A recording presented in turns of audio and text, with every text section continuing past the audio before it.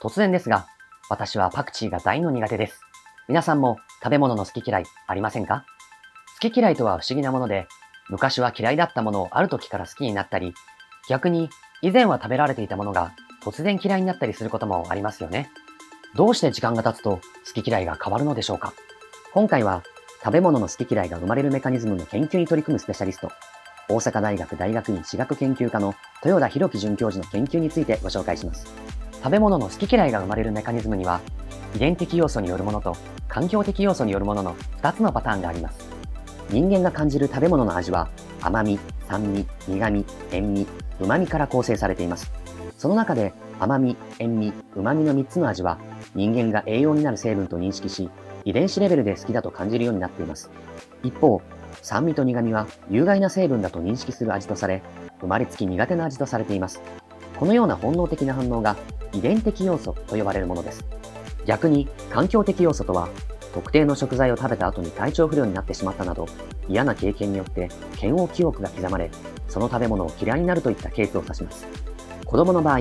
嫌悪記憶が生成される回路が複雑かつ繊細で、ちょっとした経験が好き嫌いのトリガーになり得るのです。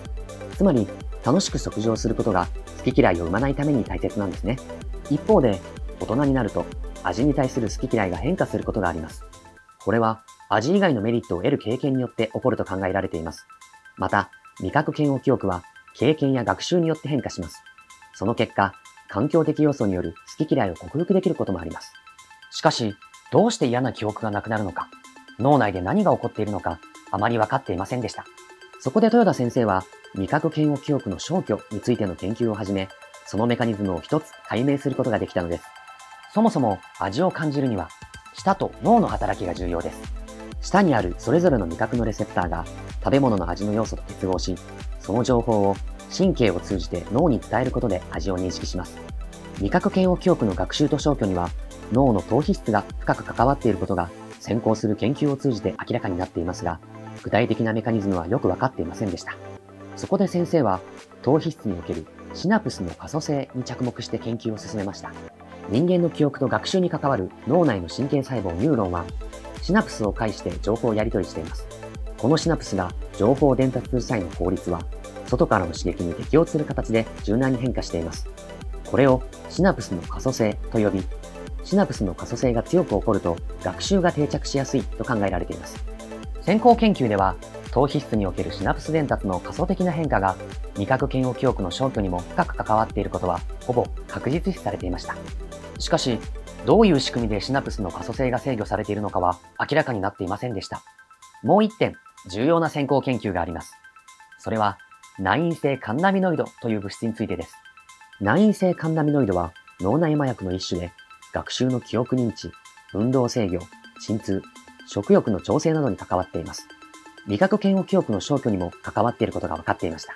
そこで先生は、ある実験を行い、頭皮質におけるシナプスの可塑性が内因性カンナミノイドによってどのように制御を受けているのかを観察することに成功したのです。マウスの頭皮質内の味覚を司る領域に連続高頻度電気刺激を与え、それによって内因性カンナミノイドの放出を誘導しました。言い換えると、電気刺激によって脳内麻薬を産出することで食べても大丈夫という体験をした状態を模倣的に作り出しました。実験の結果、マウスの脳に電気刺激を与えることで内因性カンナミノイドが産出され、頭皮質内の抑制性シナプスの伝達効率が低下しました。抑制性シナプスの伝達効率が低下したということは、嫌いなものを避ける性質が弱まっていくということです。これが味覚嫌悪記憶の消去につながる神経活動であると考えられます。こうして、これまで内因性カンナミノイドが味覚嫌悪記憶の消去に関わっているというおおよその因果関係だけが分かっていた状態から、その神経活動の一つが頭皮質で起きているだろうこと、そしてその具体的なメカニズムが明らかになりました。好き嫌いや食べ物を味わうことに関する現象については、まだまだ謎が多く、脳のたくさんの部位を一つ一つ根気よく調べていく必要があるそうです。今回は食べ物の好き嫌いが生まれるメカニズムと味覚嫌悪記憶の消去に関する研究成果をご紹介しました。また次回の動画でお会いしましょう。さようなら。